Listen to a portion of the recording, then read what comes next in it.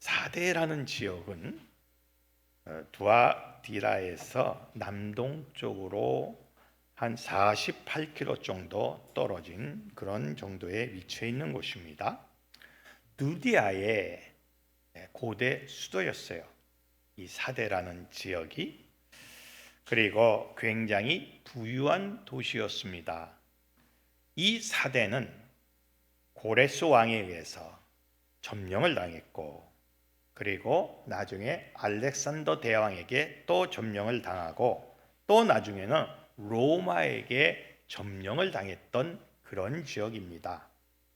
그리고 로마가 그러니까 길을 깔았는데, 그 길의 교차점에 사대라는 지역이 있고, 그리고 사대 교회가 거기 있었어요. 사대 교회는 물도 풍부하고 재물도 풍부하고, 그리고 그 교회 자체가 요즘으로 말하면 대형 교회였습니다. 굉장히 크고, 그리고 그 흔적이 지금까지도 남아 있어요. 사대 교회의 흔적이 저렇게 남아 있습니다. 얼마나 교회가 컸는지 짐작을 할 수가 있습니다. 대형 교회였고, 조직도 탄탄하고 재정도 탄탄하고, 그리고 많은 교인들이 있었고 열심들이 있었어요. 그런데 오늘 성경 본문에 보니까 그 큰 좋은 대형 교회에 대해서 하나님이 말씀을 하시기를, 주님이 말씀을 하시기를, 내가 내 행위를 아노니 내가 살았다는 이름은 가졌으나 죽은 자로다, 책망을 하셨어요. 아니, 사대교회는 크고 부흥하는 교회였고, 많은 교인들이 있었고, 열심도 있었고, 재정도 튼튼했고, 많은 선교사를 파송도 했던 교회인데 죽은 자다, 이렇게 말씀을 하셔요. 책망을 하신 거예요, 책망을. 오늘은 사대교회를 중심으로 해서 죽은 신앙을 타파하라라는 제목을 가지고 은혜를 나눠보도록 하겠습니다. 살기는 살았는데 죽은 신앙이 있다는 거죠. 겉으로 보기에는 재물도 풍족하고 믿음도 있고 열심도 있는데 죽어 있다. 이게 왜 그럴까요? 아니, 왜 이런 결론을 얻게 될까요? 우리는 사대교회를 통해서 우리 자신을 한번 점검해 봐야 합니다. 우리의 신앙도 점검해 봐야 해요. 혹시 우리는 죽은 신앙이 아닌가? 우리도 죽어가는 신앙이 아닌가? 죽은 교회의 특징은 무엇인가 하는 것들을 우리가 한번 알아볼 필요가 있습니다. 자, 죽은 신앙 혹은 죽어가는 신앙이란 어떤 신앙입니까? 첫째, 죽은 신앙은 하나님의 임재가 없는 신앙입니다. 하나님의 임재가 없어요.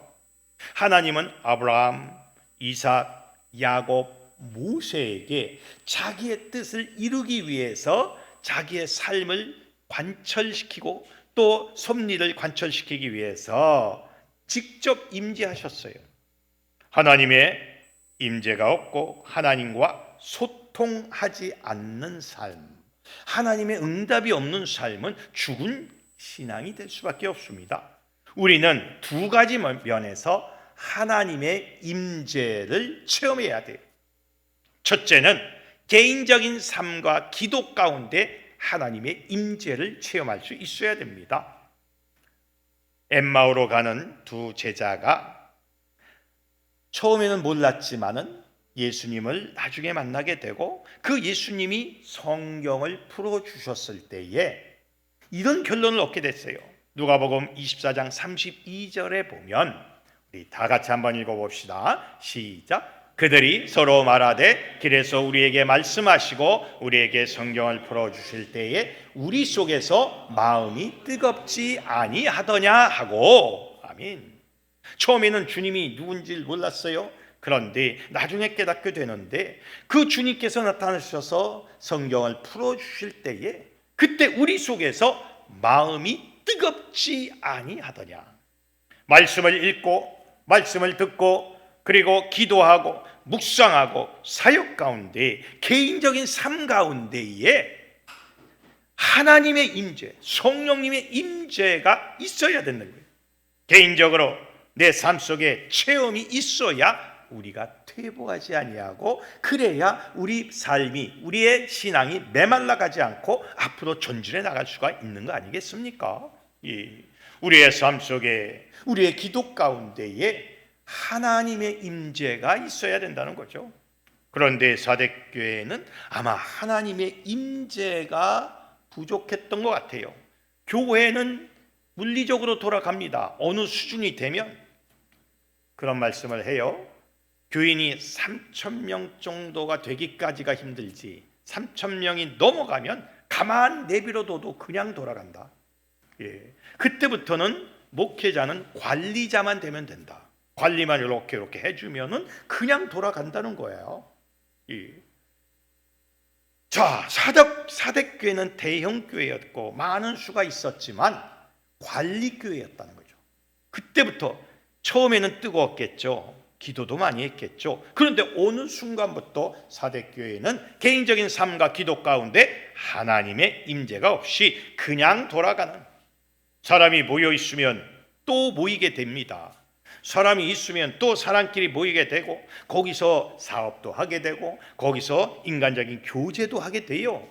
예. 그게 처음에는 신앙으로 시작했다가 나중에는요, 그렇지 않아요. 인간 대 인간의 만남으로 시작이 됩니다. 그러다 보면 하나님이 빠져버려. 이게 문제가 되는 거예요. 이게 개인적인 삶 가운데, 기도 가운데 임재가 없었다는 거죠. 뜨거운 마음도, 열렬한 간증도, 갈망도 없었다는 거예요. 그러면서 이제는 관리화되고 교리화되고 조직화된 교회만 되게 된다는 거죠. 그래서 그 삶 가운데 임재가 없으니 너는 살았다는 이름은 가졌으나 뭐한 자로다? 죽은 자로다. 두 번째로 우리 예배 가운데 하나님의 임재가 또 있어야 됩니다. 솔로몬은 1,000번제를 드리는 예배 가운데 하나님의 임재를 체험했습니다. 솔로몬이 이제 성전을 짓고 그 예배 가운데 1,000번제를 드렸어요. 열왕기상 3장 4절에서 5절에 보면 그 가운데 하나님이 임재하셨습니다. 우리 다 같이 한번 읽어볼까요? 이것도 시작. 이에 왕이 제사로 기본으로 가니 거기는 산당이 큽니다. 솔로몬이 그 제단에 1,000번제를 드렸더니 기본에서 밤에 여호와께서 솔로몬의 꿈에 나타나시니라. 하나님이 이르시되 내가 내게 무엇을 줄고 너는 구하라. 아멘. 하나님께서 꿈에 하나님이 직접 나타나셨어요. 하나님의 계시가 직접 있었다는 거죠. 그가 번제를 드릴 때에, 그가 예배하고 경배할 때에, 하나님을 영화롭게 할 때에 그때 하나님이 역사하셨다는 겁니다. 우리의 삶 가운데, 기도 가운데도 역사하시고, 개인적인 그리고 또 우리가 공적인 예배를 드릴 때도 우리가 하나님의 임재가 체험되어야 된다는 거죠. 오순절 마가의 다락방에서 120명이 모여 예배하고 합심하여 기도할 때에 하나님의 영이 임재하셨어요. 우리가 예배 가운데, 우리가 하나님의 영 가운데에 하나님의 임재를 우리가 체험하고 있어야 되는데, 그런 것들이 없어져 버리면 그것은 죽은 신앙, 죽은 교회밖에 될 수가 없어요. 여러분, 우리는 작은 교회이지만 그러나 여기에 우리 개개인이 하나님의 임재 속에 있고, 우리가 예배 가운데, 말씀 가운데 하나님의 임재 속에 있다면 정말로 우리는 죽은 자가 아니라 무슨 자가 돼요? 살아있는 자가 된다 이거예요. 여러분, 살아있는 예배, 살아있는 신앙을 소유하시기를 주님의 이름으로 축원합니다. 예배 가운데 임재. 하나님의 임재가 없으면 죽은 거예요. 하나님의 임재를 갈망하십시오. 하나님의 임재 속에 승리하는 여러분이 되시기를 주님의 이름으로 축원합니다. 두 번째로는 믿음과 행위가 불균형한 신앙은 죽은 신앙이에요. 많은 사람이 하나님의 주신 능력을 나타내는 것이 최고의 믿음이라고 생각을 합니다. 그런데 하나님은 이들에게 대해서 불법을 행한 자들아 내게서 떠나가라 이렇게 말씀을 하셨어요. 아니 능력을 행했는데 왜 떠나가라 그랬을까요? 우리 마태복음 7장 22절에서 23절 우리 다 같이 한번 읽어봅시다. 시작. 그날에 많은 사람이 나더러 이르되 주여 주여 우리가 주의 이름으로 선지자 노릇하며 주의 이름으로 귀신을 쫓아내며 주의 이름으로 많은 권능을 행하지 아니하였나이까 하리니 그때 내가 그들에게 밝히 말하되 내가 너희를 도무지 알지 못하니 불법을 행하는 자들아 내게서 떠나가라 하리라. 아멘. 아니 생각해 보세요. 주의 이름으로 선지자 노릇하고 주의 이름으로 귀신을 내어 쫓았어요. 주의 이름으로 많은 병을 치료했어요. 그런데 주님이 뭐라 그랬어요? 나는 너희를 도무지 알지 못하니 불법을 행하는 자들아 내게서 떠나가라 이렇게 말씀하셨어요. 아니 이거 뭡니까? 그러면 주의 이름으로 귀신을 쫓고 주의 이름으로 권능을 행한 건 뭐예요? 이거 도대체 뭐예요?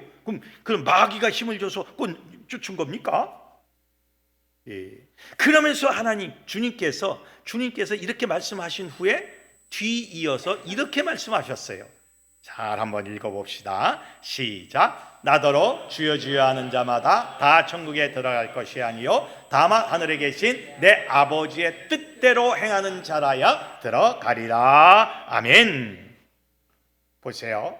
불법을 행하는 자들아 떠나가라 하시면서 말씀하신 게 내 아버지의 뜻대로 행하는 자만이 천국에 들어간다.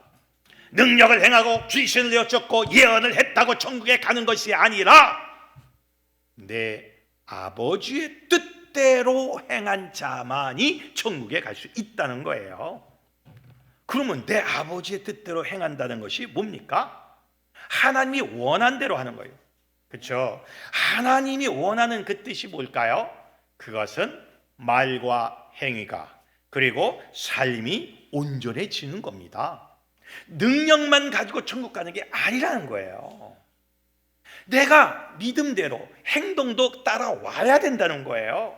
그래서 야고보 사도는 이렇게 말씀하지 않습니까? 야고보서 2장 26절에 보면 우리 다 같이 한번 읽어봅시다. 시작. 영혼 없는 몸이 죽은 것 같이 행함이 없는 믿음은 죽은 것이니라. 아멘. 믿음과 행위가 일치하지 아니하면 다시 말해서 내가 능력은 행하는데 자기 이익을 위해서 능력을 행해. 내가 능력은 행하고 귀신을 내어쫓는데 이것이 자기의 힘과 능력을 과시하기 위해 그러면 그것은 뭐예요? 불법을 행한 겁니다. 그것은 뭡니까? 그것은 행함이 믿음과 행함이 일치하지 않는 겁니다. 바로 그게 위선적이에요. 이게 참 중요한 겁니다. 우리가 능력 이것도 중요하지만 더 중요한 게 뭐예요? 능력에 따르는 내 삶이 받쳐줘야 된다는 거예요. 능력은 행하지만 자기 이익을 취하고 능력은 행하지만 그 삶이 온전치 않아. 하나님이 은사를 주었어. 그건 선물이에요. 병 고치는 은사를 주었어. 이건 선물이지. 이건 선물이에요. 본질은 아니에요. 본질은 내 몸이요. 내 중심이에요. 내 중심과 선물을 착각하면 안 돼요. 그 선물을 능력이라고 전부라고 구원이라고 착각하면 안 돼요. 여기서 구원론이 갈라지기 시작을 합니다. 많은 사람이 은사가 넘치면 구원을 받을 거라고 생각을 해요. 안 그래요. 안 그렇습니다. 그는 은사지 구원과는 좀 달라요. 구원은 내 마음이 하나님을 향해 있고 하나님의 뜻대로 움직이는 거예요. 뜻대로 움직이는 게 뭡니까? 우리가 좁은 문으로 들어가고 우리가 낮아지고 겸손하고 섬기는 거 아닙니까? 예. 우리가 하늘나라의 보화를 쌓아두는 것이 아닙니까? 그런데 능력을 행하면서 땅에 자기 보화를 쌓아두었어. 자기의 동산과 부동산을 거기 능력을 행하면서 취하기 시작을 하고 자기 것을 갖기 시작을 하고 이거는 벌써 뭐예요? 불법입니다. 이건 벌써 불법이 온 거예요. 은사는 은사대로 가지만 불법은 불법대로 왔어. 그래서 그 사람은 능력을 가지고 구원을 받을 수가 없다는 겁니다. 믿음과 행위가 불균형하면 신앙이 죽은 거예요. 여러분, 믿음과 그에 따르는 행위가 일치하도록 최선을 다하시기를 주님의 이름으로 축원합니다. 세 번째로 죽은 신앙은 어떤 신앙이냐? 자기의 감정을 조절할 수 없는 신앙입니다. 이거 굉장히 중요한 거예요. 우리 에베소서 4장 26절에서 27절 우리 다 같이 한번 읽어봅시다. 시작. 분을 내어도 죄를 짓지 말며 해가 지도록 분을 품지 말고 마귀에게 틈을 주지 말라. 아멘. 보세요. 성경에 전체적으로 봤을 때, 성경을 봤을 때 마귀에게 틈을 주지 말라고, 마귀가 찾아오는 유일한 말씀이 이 말씀이에요. 분노하는 겁니다. 분을 내는 거예요. 그런데 분을 내어도 죄를 짓지 말라고 했어요. 그럼 어떻게 죄를 안 짓습니까? 화딱지가 나는데 어떻게 해야 돼요? 해가 지도록 분을 품지 말라는 겁니다. 그러면 마귀로 틈을 주지 않게 된다는 거예요. 이거 굉장히 중요한 말씀입니다. 내 감정을 조절하지 못하고 내 감정에 악한 것들을 쌓아놓고 있으면 그건 죽은 신앙입니다. 어떤 사람은 죽을 때까지 분노하는 사람이 있어요. 죽을 때까지 왼수가 되는 사람이 있어요. 이거 뭔가 잘못된 거예요. 공자의 제자 중에 자장이라고 있습니다. 자장이 공자 밑에서 많은 공부를 하고 하직 인사를 드리러 왔어요. 그 하직 인사를 드리면서 마지막으로 공자에게 질문을 했습니다. 선생님, 나에게 마지막으로 미덕이 될 수 있는 말씀을 전해 주십시오 라고 말씀을 했어요. 그러자 공자가 대답을 했어요. 뭐라고 대답하냐면 백행지본 인지위상이라고 대답을 했어요. 백행지본 인지위상. 이 말은 무슨 말이냐면 모든 행실의 근본은 참는 것이다. 모든 행실의 근본은 참는 것이 제일이다 라는 말씀이에요. 백행지본 인지위상. 모든 행실의 근본은 참는 것이다. 그러자 자장이 또 물었어요. 아니 어째서 참아야 합니까? 화딱지가 나는데. 그러자 공자가 이렇게 대답을 했어요. 천자, 이 천자는 이 통치자를 말합니다. 하늘에 자녀 해갖고 자식 해갖고 통치자를 말해요. 천자가 참으면 나라에 해가 없을 것이요, 제후가 참으면 땅이 커질 것이요, 벼슬아치가 참으면 그 지위가 올라갈 것이요, 형제가 참으면 집이 부귀할 것이요, 부부가 참으면 일생을 같이 해로할 것이요, 벗길이 참으면 서로 명예를 떨어뜨리지 않을 것이요, 자신이 참으면 화와 해가 없을 것이다. 이렇게 대답을 했어요. 대답을 했습니다. 우리 다시 한번 읽어봅시다. 이게 중요한 말이니까 이것도 굉장히 중요한 말이에요. 우리 한번 쭉 읊어봅시다. 시작. 천자가 참으면 나라에 해가 없을 것이요, 제후가 참으면 땅이 거질 것이요, 벼슬아치가 참으면 그 지위가 올라갈 것이요, 형제가 참으면 집이 부귀할 것이요, 부부가 참으면 일생을 같이 해로할 것이요, 벗길이 참으면 서로 명예를 떨어뜨리지 않을 것이요, 자신이 참으면 화와 해가 없을 것이니라. 이것도 아멘이 됩니다. 왜냐하면 맞는 말이에요. 그렇잖아요. 요즘에 많은 가정이 깨지는 이유가 뭡니까? 못 참아서 그래요. 요즘 젊은 애들 하면 깨져요. 거의 다 깨져요. 왜 그렇습니까? 못 참아서 그래요. 대통령도 그렇고 제후도 그렇고 벼슬아치도 그렇고 모두가 참으면 이득을 얻는데 그렇지 못하는 거예요. 이게 화를 내지 말라는 얘기가 아니죠. 컨트롤 하라는 거예요. 자기 감정을 컨트롤 하라는 거예요. 이게 하나님의 말씀, 에베소서 4장 26절에 있는 말씀과 굉장히 부합된 말씀이에요.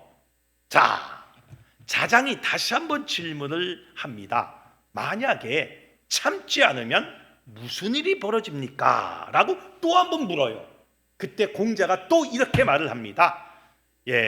우리 같이 한번 쭉 읽어봅시다. 시작. 천자가 참지 않으면 나라가 빈터로 화할 것이요, 제후가 참지 않으면 몸조차 없어질 것이요, 벼슬아치가 참지 않으면 법에 걸려 죽게 될 것이요 형제가 참지 않으면 각각 분고할 것이요 부부가 참지 않으면 자식을 외롭게 할 것이요 벗길이 참지 않으면 정의가 멀어질 것이요 자신이 참지 않으면 근심이 없어지지 않을 것이다 라고 대답을 합니다.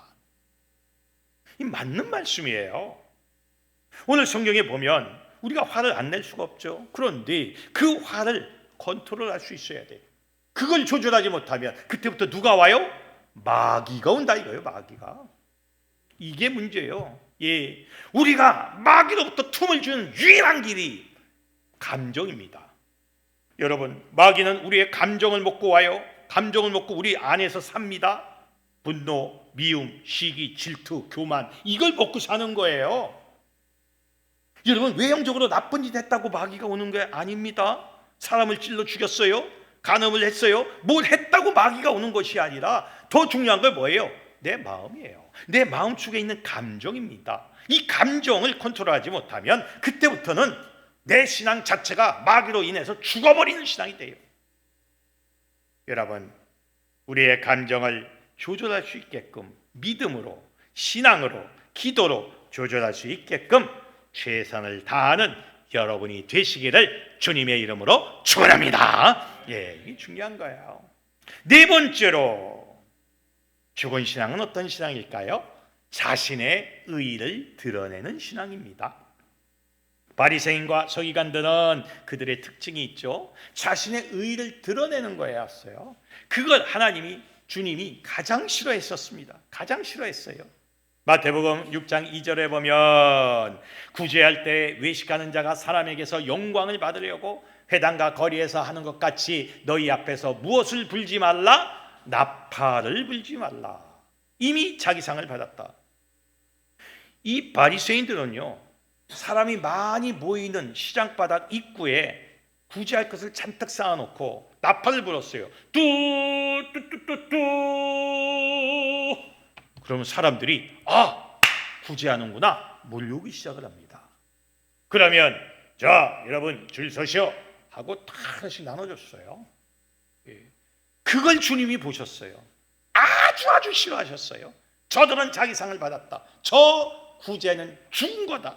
이렇게 말씀하시는 거예요. 외식하는 자같이 뚜 나팔을 불어서 사람들을 모아놓고 마치 자기가 큰 일을 행하는 것처럼 자기를 과시해 가면서 하는 거 아주 싫어했어요. 그래서 주님이 이렇게 말씀하지 않았습니까? 마태복음 6장 3절에서 4절에 보면 아주 기가 막힌 진리의 말씀을 하셨어요. 우리 다 같이 한번 읽어봅시다. 시작. 너는 구제할 때에 오른손이 하는 것을 왼손이 모르게 하여 내 구제함을 은밀하게 하라. 은밀한 중에 보시는 너희 아버지께서 갚으시리라. 아멘. 너는 구제할 때 오른손이 하는 것을 왼손이 모르게 하라. 와우, 이 정도로 은밀하게 하라는 거예요. 예전에 불교의 성철 스님이 살아생전에 그런 말을 했어요. 내가 성경은 다 읽었다. 성경은 하루 만에 다 독파할 수 있다. 그런데 그 성경에서 딱 내 마음을 치고 들어오는 말씀이 딱 하나가 있다. 그게 바로 이겁니다. 마태복음 6장 3절에서 4절이다. 너는 구제할 때 오른손이 하는 것을 왼손이 모르게 하여. 이게 내 마음을 치고 들어온다. 아니, 오른손이 하는 일을 왼손이 모르게 할 정도로 은밀하게 이름도 없이 빛도 없이 섬겨 나가는 것, 이것이 나를 때렸다라고 고백을 했어요. 그분이 살아있을 때. 아니, 타 종교 사람도 이 말씀의 은혜를 받는데 정작 이 말씀을 매일 읽는 우리는 은혜를 못 받을 때가 많고 이렇게 행하지도 않아. 이게 문제예요. 자신의 의의를 드러냈어요. 사대교회는 부자교회였습니다. 그러니까 많은 구제도 했겠죠. 많은 선교도 했겠죠. 그런데 그들은 할 때마다 어떻게 했어요? 나팔을 불었다 이거요. 우리가 이렇게 합니다. 이렇게 합니다. 자신의 의의를 막 드러냈다 이거요. 사대교회 무슨 마리아 회 증정 해가지고 크게 붙여놓고 사진 팍팍 찍고. 저도 오랫동안 동두천에서 이제 복지 기관을 운영해 왔기 때문에 그 잘 압니다. 하여튼 추울 때쯤 하여튼 난리가 나. 약간 찬바람 불 때쯤 되면 와요. 정치하는 분들, 뭐 하는 분들이 와가지고 쌀을 싸나. 우리 그 앞에다가, 대문 앞에다가 쌀을 막 싸나. 그 밖에다 싸나. 왜? 이름이 나와야 되니까. 어디 그 간판이 나와야 되니까. 안에는 간판이 안 나오잖아. 그냥 밖에다 싸나. 쫙 싸놓고, 그리고 생판 1년에 처음 보는 사람인데, 처음 찾아왔는데 시장이라고 딱 이렇게 서 있고 노그라고 서 있고 딱 가운데, 목사님 옆에 쓰세요. 나보고 쓰네. 그리고 사진을 팍팍팍팍 찍어. 그리고 1년 후에 또 온다. 기가 막힌 거예요. 1년에 한 번만 나타나는 사람이야. 그러면서 팍팍팍 찍어. 그런데 시청에 딱 가보면요, 딱 입구서부터 사진이 쫙 걸려 있는데 거기 내 사진이 있어. 우리 기관 사진이 쫙 있는 거야. 1년에 딱 한 번 오는데, 와우, 이게 현실이에요. 그런데 주님이 뭐라고 하셨어요? 오른손이 하는 것을 무엇이 모르게 하라? 왼손이 모르게 하라. 자신의 의의를 드러내는 신앙은 죽은 신앙이에요. 우리는 외식하면 안 돼요. 오른손이 하는 일을 왼손이 모르게 해서 하나님께 영광을 돌려야 합니다. 여러분, 은밀한 가운데 하나님 앞에 영광을 돌리시기를 주님의 이름으로 축원합니다. 5번째 중요한 것이 하나 남아 있어요. 아주 중요한 겁니다. 영적인 문제점을 깨닫지 못하는 신앙이 죽은 신앙이요. 자기의 문제가 뭔지를 깨닫지 못해. 영적으로입니다. 영적인 문제점은 4가지가 있어요. 첫째, 영적 게으름. 내가 지금 영적으로 게으르다는 걸 깨닫지 못해. 이거 안 돼요. 내가 영적으로 나태하고 기도, 찬양, 말씀, 성기, 남동이 사라져버렸어요. 이거 빨리 깨닫고 영적 게으름에서 벗어나야 돼. 2번째는 영적인 무감각입니다. 하나님의 음성이 들려오지 않아. 하나님이 현현하지 않아. 이게 없어져 버렸어요. 그전에는 기도하면 뭔가 잡혀오는 것이 있었는데 이제는 기도하는데 아무것도 잡혀오는 것이 없어. 영적인 무감각이 되었어. 이러면 문제점이 터진 거예요. 3번째는 영적인 껍데기입니다. 이제 형식만 남았어. 생명이 없어. 교회를 다녀도 그냥 형식적으로, 무의식적으로 그냥 모태 신앙이니까 부모가 가기 때문에 나도 따라가는 거예요. 그냥 무의식적으로 가는 거예요. 형식만 남았어요. 사대교회가 그렇게 했다는 거예요. 사대교회는 대형교회였고 많은 사람들이 있었어요. 할아버지, 아버지, 아들, 손자까지 쫙 4대, 4, 5대가 다니던 교회였어요. 그러니까 어릴 때부터 이거 형식이 있는 거예요. 이스라엘 백성은요 100% 모태신앙입니다. 그런데 100% 모태신앙임에도 불구하고 100% 타락했어요. 그래서 이스라엘은 멸망을 당할 수밖에 없었던 거예요. 아니, 이상하지 않습니까? 모태신앙이고 어릴 때부터 성전에서 교육을 받고 제사를 지내고 그리고 어릴 때부터 하나님 말씀을 들었는데 왜 멸망을 당합니까? 이사야 선지자는 60년 동안 예언했어요. 망한다. 얘들이 하나님을 제대로 안 섬기면 망한다.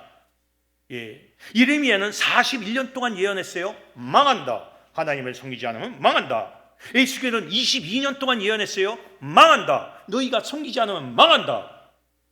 보세요. 60년, 40년, 101년, 22년 플러스 하면요 이거 몇 년이 되는 거예요? 오랜 기간 동안 예언했는데 이스라엘 백성은 듣지를 못했어요. 안 들었어요. 왜? 영적으로 문제점이 생겼어요. 영적으로 껍데기만 있고 영적인 무감각이 있는 거예요. 4번째는 영적인 변질입니다. 신앙이 세속화되어서 진리에서 벗어난 거예요. 자, 보세요. 내가 영적으로 문제가 있다는 것을 빨리 깨달아야 되는데 깨닫질 못하니까 망하는 거예요. 그러니까 죽은 거예요. 내가 영적으로 게으름이 있어서, 나태함이 있어서 교회 나가는 걸 싫어하고 별로 좋아하지 않고 다른데 기도하는데 예전엔 기도도 잘했고 찬양도 말씀도 많이 읽고 했는데 그게 없어져 버렸어. 너무 바쁘다는 핑계로 세상 일을 하다가 없어져 버렸어. 그러니까 영적인 무감각이 생기고 영적인 껍데기만 남게 되고 영적으로 나중엔 변질이 됩니다. 자기도 모르는 사이에 이렇게 되는 거예요. 여러분, 이거는 자기도 모르는 사이에 되는 거예요. 이게 이 문제점을 빨리 깨달아야 돼요. 그렇지 못하면 죽은 신앙이 됩니다. 여러분, 혹시라도요, 내가요, 우리 모두가 영적으로 문제점을 빨리 찍어내지 못한다면 우리는 죽은 신앙이 됩니다.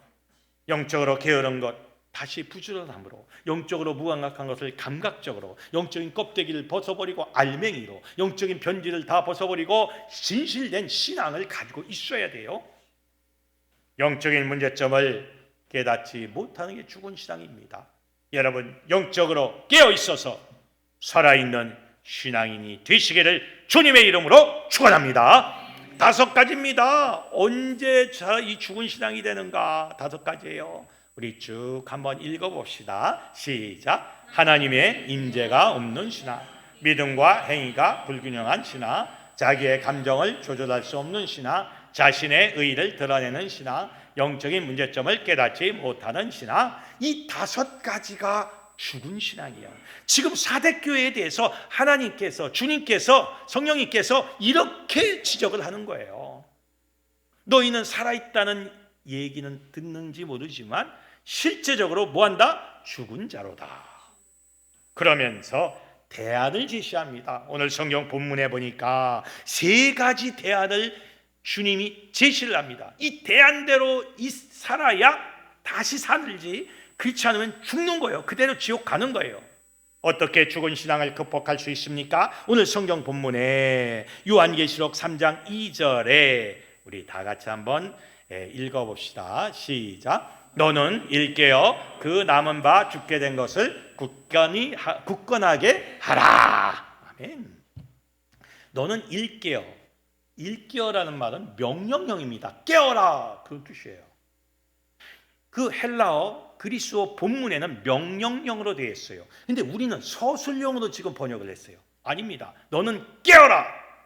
그 남은 바 죽게 된 것을 굳건하게 하라. 이것도 명령형이에요. 그러니까 2가지 명령을 한 거예요. 너는 깨어라. 깨어라는 게 뭐예요? 깨어 있으라는 거예요. 깨어라 이거요. 깨어 있어라. 마태복음 24장 42절에도 주님이 이렇게 말씀하지 않았습니까? 한번 읽어봅시다. 시작. 그러므로 깨어 있으라. 어느 날에 너희 주가 임할는지 너희가 알지 못하느니라. 아멘. 깨어라 이거. 깨어 있으라 이거요.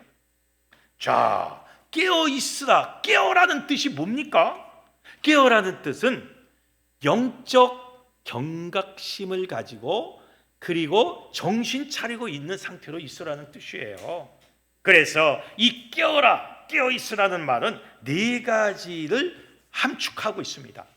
첫째, 우리 다 같이 한번 읽어봅시다. 시작. 영적 경각심 가지고 경계하라. 아멘. 다시 한번 우리 읽을 때는 좀 힘차게 한번 읽어봅시다. 첫째입니다. 우리 한번 읽어봅시다. 시작. 영적 경각심은 가지고 경계하라. 그런 겁니다. 영적인 경각심이 있어야 돼요. 깨어라는 것은 경각심을 가져라 이거예요. 이제 마귀가 옆에 있다는 거죠. 우리를 유혹한다는 거예요. 우리 영혼을 잠재우지 말라는 거예요. 영적인 둔감성을 갖고 있지 말고 집중하면서 영적 긴장 상태를 유지하라는 거예요. 여러분, 군대 가보면요, 전방에 가보면 보초를 씁니다. 밤에. 보초를 그 총을 들고 딱 쏘는데 얼마나 추운지 아십니까? 겨울에. 근데 그걸 딱 서요. 그럼 순찰을 돌죠. 조금이라도 졸거나 그러면은 이게 문제가 커지는 거예요. 어떤 놈은 졸다가 철문을 떨어뜨려서, 이 보초 전방은요 다 높은 고지에 있어요. 막 한참 올라가야 돼, 계단을. 근데 철문을 떨어뜨려 갖고 따갈따갈따갈따갈 둘러가지고 철모가 저 밑으로 내려가. 그러면 철모 주스로 가다가 걸려가지고 뒤지게 혼나요. 이 졸면 안 되는 거예요. 깨어 있어야 돼. 영적인 경각심을. 이 마귀가요 지금 얼마나 우리를 잡아먹는지 몰라요. 이단이 얼마나 판을 치는지 몰라요. 깨어 있어야 돼. 2번째로 깨어 있으라는 말은 한번 읽어봅시다. 시작. 재림과 심판을 준비하라. 이제 마지막 때가 가까이 왔어요. 오늘 저녁이라도 예수님이 오셔도요 이상하지가 않는 시대에 살고 있어요. 그러니까 재림과 심판을 준비하고 있으라는 거예요. 항상 오늘입니까? 언제입니까? 기도하고 있어야 돼. 준비하고 있어야 돼요. 깨어라. 세 번째, 시작. 기도를 멈추지 말라. 그런 뜻이에요. 기도를 멈추지 말라는 거예요. 기도를. 네 번째, 시작. 통찰력과 분별력을 가져라.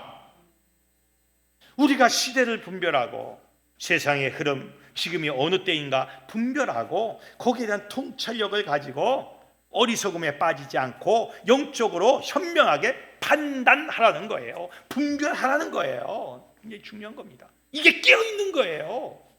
깨어있으라 이거요. 죽은 신앙에서 깨어나라는 거예요. 그게 바로 네 가지입니다. 영적 경각심을 가지고 경계하라. 재림과 심판을 준비하라. 기도를 멈추지 말라. 통찰력과 분별력을 가져라. 이겁니다. 이게 깨어있는 거예요. 여러분, 깨어있으세요. 깨어있어서 주 안에서, 주님의 능력 안에서 살아있는 신앙인이 되시기를 주님의 이름으로 축원합니다. 예, 깨어있는 거예요. 두 번째로 오늘 성경 본문에 보니까 요한계시록 3장 3절 상반절에 이렇게 말씀을 하고 있어요. 우리 다 같이 한번 읽어봅시다. 시작. 그러므로 내가 어떻게 받았으며 어떻게 들었는지 생각하라. 우리는 다 서술형으로 번역을 했어요. 그런데 그 헬라어 원문을 보면요, 다 명령형으로 되어 있어요. 그러므로 내가 어떻게 받았으며 어떻게 들었는지 생각하라. 그런 거예요. 생각을 하는 거예요. 생각을 하면서 살라는 거예요. 지금이요, 내 현 시점이 어떤 시점인가, 나는 지금 어떻게 가고 있는가 생각하는 거예요. 우리의 잘못된 것이 무엇인가 생각하라는 거예요. 시인 중에 천양희 시인이 있습니다. 그분이 쓴 시 중에 단추를 채우면서라는 시가 있어요. 우리 한번 읊어볼까요? 아주 좋은 시입니다. 한번 읊어봅시다. 시작. 단추를 채워보니 알겠다. 세상이 잘 채워지지 않는다는 걸. 단추를 채우는 일이 단추만의 일이 아니라는 걸. 단추를 채워보니 알겠다. 잘못 채운 첫 단추, 첫 연애, 첫 결혼, 첫 실패, 누구인가는 잘못하고 저라는 밤. 잘못 채운 단추가 잘못을 깨운다. 그래 산다는 건 옷에 매달린 단추의 구멍 찾기 같은 것이야. 단추를 채워보니 알겠다. 단추도 잘못 채워지기 쉽다는 것을, 옷 한 벌 입기도 힘들다는 걸. 여러분, 단추를 채워보면 알잖아요. 첫 단추를 잘못 끼면 어떻게 돼요? 나머지도 모두 잘못되는 거 아닙니까? 첫 단추부터 잘 꿰야 되는데 꿰지 못한 거예요. 그러면 어떻게 해야 돼요? 우리는 첫 단추부터 잘못된 것부터 생각을 해야죠. 아, 내가 처음부터 잘못됐구나. 다시 꿰야 되겠다 하고 다시 풀러놓고 어떻게 해요? 처음부터 단추를 다시 끼워야 되지 않겠습니까? 바로 그거예요. 그게 생각하는 거예요. 무엇인가 처음부터 잘못된 거예요. 그러면 생각을 하는 거죠. 아하, 처음부터 내가 이게 잘못됐구나 생각을 하면서 그 단추를 다시 풀러놓고 처음부터 어떻게 해요? 다시 단추를 꿰야죠. 이게 생각하는 거예요. 다시 한번 내 자신을 다시 한번 둘러보면서, 아, 내가 이렇게 첫 단추를 잘못 끼웠구나. 그래서 다 풀러놓고 원위치 시켜놓고 다시 단추를 끼는 거예요. 이게 생각하는 거예요. 여러분, 생각을 하고 사셔야 돼요. 잘못 끼운 첫 단추가 우리의 인생을 망치는 것처럼 우리가 다시 한번 생각을 하면서 다시 단추를 풀러놓고 내 인생을 풀러놓고 우리의 신앙을 풀러놓고 다시 단추를 꿰는 심정으로 처음부터 다시 시작하시기를 주님의 이름으로 축원합니다. 이게 생각하는 거예요. 세 번째, 마지막으로 하신 말씀이 뭡니까? 회개하라입니다. 회개하라. 우리 요한계시록 3장 3절 하반절입니다. 우리 다 같이 한번 읽어봅시다. 시작. 지켜 회개하라. 철저하게 회개하고 우리가 살아있는 신앙을 소유할 수 있게끔 자복하고 회개하면서 다시 신앙을 찾으라는 거예요. 세 가지입니다. 오늘 말씀, 본문 말씀에 다 나와 있는 말씀이에요. 세 가지, 살아있는 신앙, 살아있는 신앙인이 세 가지를 받아야 돼요. 첫째, 무엇을 행해야 돼요? 첫째 뭡니까? 깨어있으라. 두 번째 뭐예요? 생각하라. 세 번째 뭐예요? 회개하라. 이 세 가지예요. 여러분, 죽은 신앙에서 다시 살아있는 신앙으로 변화되려면 깨어 있어야 돼요. 생각해야 돼요. 회개해야 돼요.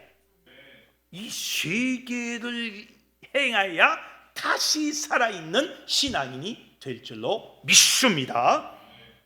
우리는 죽은 신앙을 극복해야 합니다. 죽은 신앙을 깨어 있어서 생각하고 그리고 회개하면서 극복을 한다면 마지막 결론입니다. 두 가지의 축복을 받는다고 오늘 성경 본문에 나와 있어요. 자, 첫 번째는 흰 옷을 입혀주시는 축복을 준다는 거죠. 요한계시록 3장 5절 상반절에 우리 한번 읽어봅시다. 시작. 이기는 자는 이와 같이 흰 옷을 입을 것이오. 아멘. 이기는 자, 깨어서 회개하고 생각해서 드디어 이기는 자는 하나님이 흰옷을 준다. 흰옷은 뭡니까? 영생을 말합니다. 영원한 생명을 준다는 거예요. 예, 하나님과 친밀한 교제를 가지고 흰옷을 입어서 그 흰옷 입은 자만이 주님과 함께 영원히 사는 거예요. 영생을 입혀준다는 거예요. 영생을. 흰옷을 입혀준다는 뜻입니다. 두 번째 축복이 있습니다. 예, 요한계시록 3장 5절 하반절에 있어요. 우리 한번 읽어봅시다. 시작. 내가 그 이름을 생명책에서 결코 지우지 아니하고 그 이름을 내 아버지 앞과 그의 천사들 앞에서 시인하리라. 아멘. 두 번째는 생명책에 기록이 되어서 주님, 이 만순이는요 구원받은 사람이에요. 내가 보증해요 하고 만인 앞에서 시인해서 구원받게 해준다는 거예요. 생명록책에 기록되는 거예요.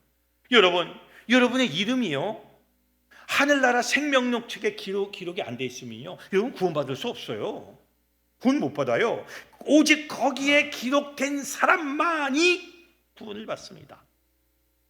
여러분은 기록이 돼 있습니까? 한번 질문을 하잖아요. 마지막 질문이요. 이제 끝나기 전에 여러분은 생명록책에 생각하기에 보진 못했으니까 생명록책에 내 이름이 기록이 돼 있다고 생각하십니까? 아멘. 좋습니다. 우리는 생명록책에 기록이 돼 있어야 돼요. 그 믿음을 가지고 나가면 하나님이 우리를 만인 앞에서 구원자로 시인을 해준다 이거요. 두 가지 축복입니다. 첫째는 영원한 생명 흰옷을 입게 해주시고 그리고 우리로 하여금 시인을 구원자로서 시인을 받고 아들로서 딸로서 하나님이 시인을 주님이 시인을 해 주신다는 거예요. 이 두 가지 축복이 살아있는 신앙을 가진 자에게 임하는 축복입니다. 여러분, 사대교회는 큰 교회고 많은 교인이 있었지만 그들은 하나님 앞에 책망을 받았어요. 실상은 죽은 자다. 책망을 받았습니다. 예. 그 책망을 받은 그 후에 또 주님은 말씀합니다. 책망에서 벗어나려면 깨어 있어라. 예. 생각하라. 예. 그리고 회개하라. 대안을 제시해 주는 거예요. 그러면 너희에게 흰옷을 주고 생명록책에 기록해 주겠다. 오늘 이 말씀의 결론을 맺습니다.